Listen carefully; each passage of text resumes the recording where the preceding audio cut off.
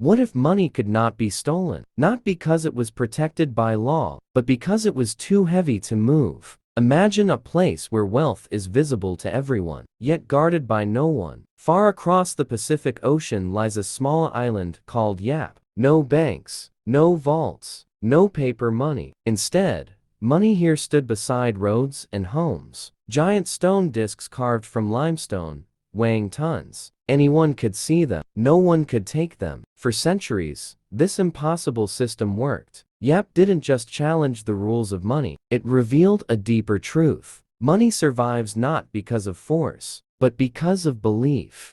The people of Yap called their money rai. Each rai was carved into a circular stone with a hole in the center, a reminder that long ago, people actually tried to move them. Some rai stones were small, others were taller than a human being. But value was never about size. It was about the story. Who carved the stone, how long it took, how far it traveled, and how dangerous that journey was. If lives were lost bringing Yap had no limestone of its own. To create money, islanders sailed over 400 kilometers to Palau. No engines, no maps, only wooden canoes and the stars. Storms destroyed boats. Men vanished into the ocean. And when that happened, the rai stone became more valuable. Loss increased worth. The ocean itself became part of the economy.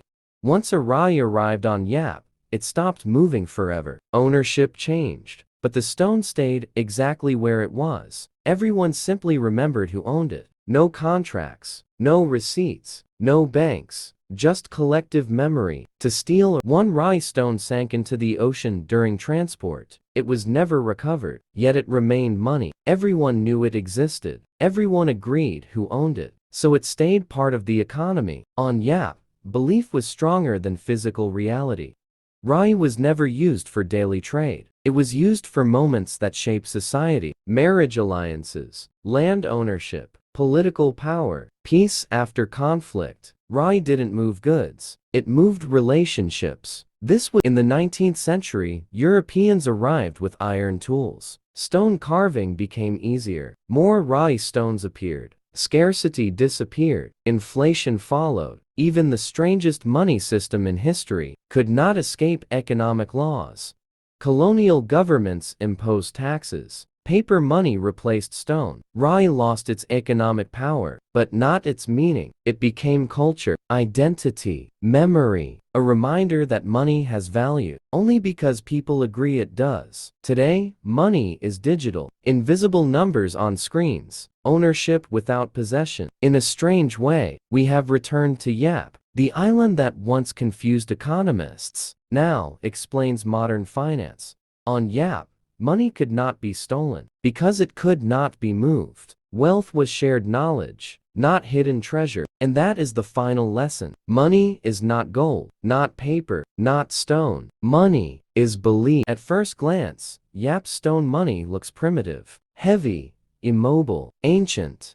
But look closer, and it begins to feel strangely familiar. Today, most money never moves either. It exists as numbers in databases. Ownership changes with a click. Value transfers without touch. You don't hold your wealth. You trust a system to remember it. That is exactly what Yap did.